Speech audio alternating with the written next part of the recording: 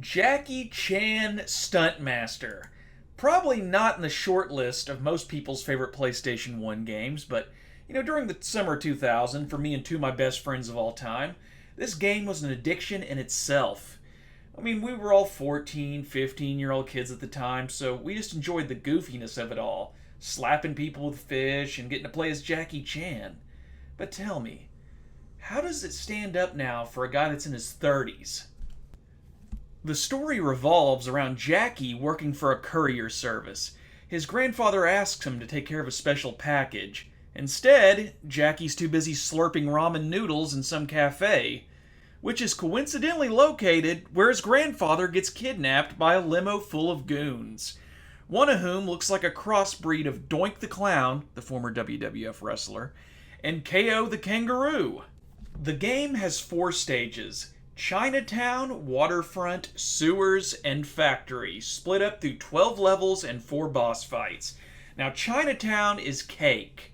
All you really need to do is a little footwork to obtain all 10 of the Red Dragon items to get an extra life, and of course, use the other footwork to just kick a little ass.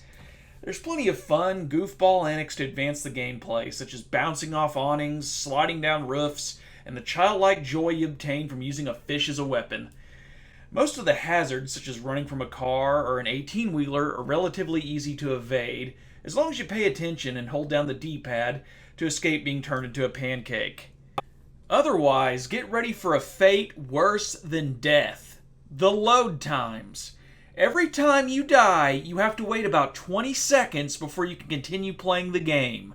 And trust me, please trust me, once you pass Chinatown and go to the waterfront levels, the game shifts from just kicking ass to requiring that you have the precision of a ballerina to master the platform jumping, which is rage-inducing to say the least.